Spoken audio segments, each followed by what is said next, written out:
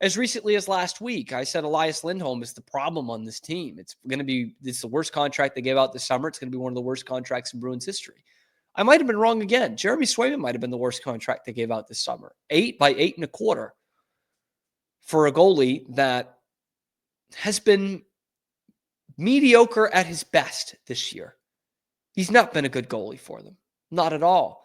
And you got it shoved down your throat on Thursday when you got just shit kicked by Ottawa, a team that is going to make the playoffs. You pull your goalie after the first period, and their goalie, Linus Ullmark, whom you traded, makes the save of the year. And his team's going to the postseason. Your team's not. This is looking like an epic fail, to use a term from my childhood. This is a humongous swing and a miss right before baseball season here. You panicked. You traded Ullmark to really the first bidder. They kind of fleeced you. You know, everyone thought, oh my gosh, are they going to be able to get like Chikrin out of this or something? They didn't. They instead got a first-round pick. They got Mark Kastelik, a fourth liner. That first-round pick was 25th. You picked it for a project guy who has like 3 points this entire season for BC. And they got Linus Ullmark, a new lease on life to get into the playoffs, and you got Jeremy Swayman. And I think it's a damning stat that Ty Anderson put out over the weekend. It was actually right after the Ottawa game. And he talks about what Jeremy Swayman is like when he's playing a third game in a row. He came into play with 3 wins and losses in 6 of the last 8 and an .888 save percentage. Ooh. In 11 games this season that marked his third straight start. So in those 11 games, he's .888 save percentage. But then he gave up 4 goals in the first period against Ottawa on Thursday night, which dropped it down to .882. An .882 save percentage when he's playing the third straight game. That is stinky. That's fucking horrible. And so what that tells me is you're paying $8.25 million for a guy who guaranteed cannot play 60 games for you and guaranteed can't even play 50 games for you. Now that's a high number for goaltenders in this league, but you look at the other guys who have started around the same or more games than Jeremy Swayman this year. UC Saros, same number. Ukko-Pekka Luukkonen, same number. Jake Ottinger, 1 less. Best American goalie outside of Connor Hellebuck, who's played 52. Vasilevsky's played 52. Shesterkin's played 50. These guys get paid real money. These are the guys that are setting the market, not Jeremy Swayman.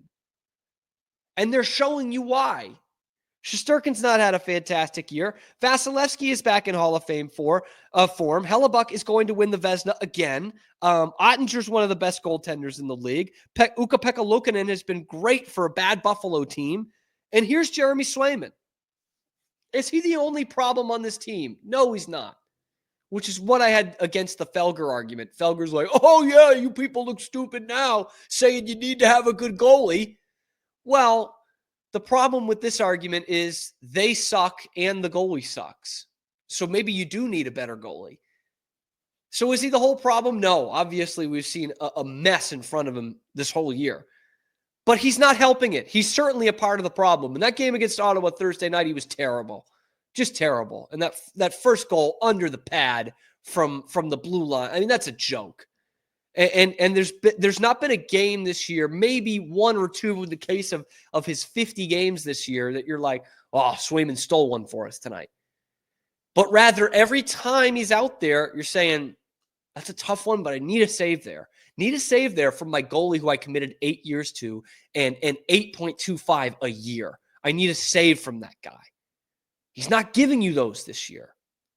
And when you compare them side by side, there is no question who the better goalie is this year. It's Linus Ullmark, who has a better record and has way less goals against. His goals against average is way less. 3 for Jeremy Swayman, 2.66 for Ullmark. The save percentage, .897 for Swayman, .911 for Linus Ullmark. The goals saved above average, which was the stat for Jeremy Swayman in the playoffs last year. Led the league in it. He was incredible in that postseason run. Goals save above average. Linus Ullmark, 9.8. Jeremy Swayman, negative 5.8. Think about that. The guy's letting average shots into the net all the time. Like he's giving you more goals against than you would expect. Way more. He's giving you 6 more goals against. And Ullmark's taking 10 goals away. And what's the most damning stat of them all? Games played. Ullmark's only played 34 games. Swayman's played 49. Now, Ullmark's been hurt. It's not been totally rotational, but it's almost like the 2-goalie system, the platoon system, is what works for this guy and not for this guy. Crazy how that works.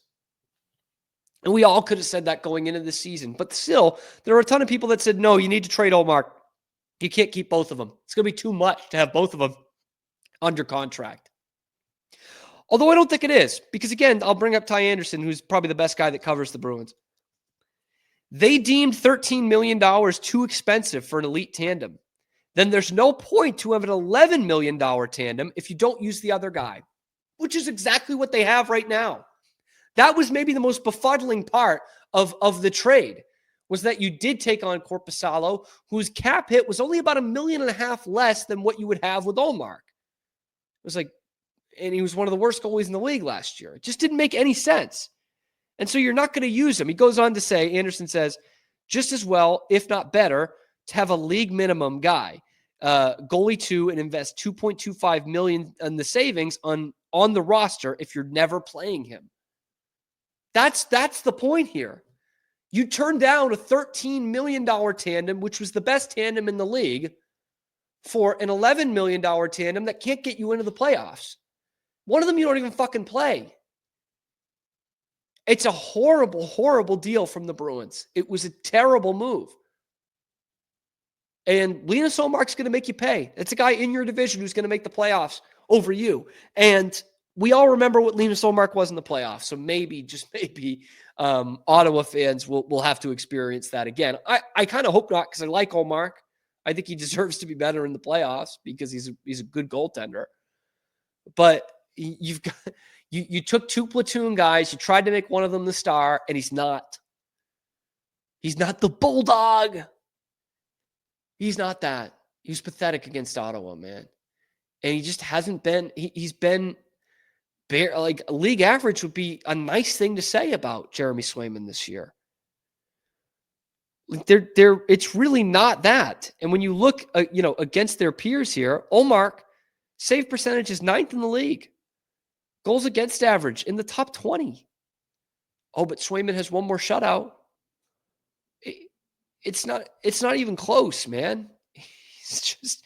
He's not as good a goalie. Jeremy Swayman is not. And you look at his stats, 41st in goals against average, 35th in save percentage, 35th in save percentage, and 41st in goals against average. There are 32 teams in this league. That means there are backups out there right now making a hell of a lot less than Jeremy Swayman that are having better years than him. And the only guy outside of Carey Price, who's obviously not playing, who was in kind of that price range for AAV in 2025, that wasn't as good as Swayman, was Ilya Sorokin. He's having a better year than Swayman is, though. Like, he is. And again, it's not the only issue for the Bruins and why they're at where they're at. But I do think that for all the things I talked about with Elias Lindholm and the negative optics, Jeremy Swayman fits in that too. Like, it was Jeremy Swayman who had the drama bullshit in the offseason with the contract that Brad Marchand was calling him out in the media without calling him out. Right? It was that. And it was a guy who gave up his whole preseason, taking shots from BU Terriers to because he went to Maine Business School and he was going to work this thing out. And now you look like a goalie who didn't have a preseason, but now we're almost in April. We can't really use that excuse anymore. He hasn't found his form at all in this season. And that is going to look like an albatross contract. And if you are going to rebuild and retool and you're going to get this Jeremy Swayman and this Elias Lindholm for 7 more years, you're in the wilderness, man.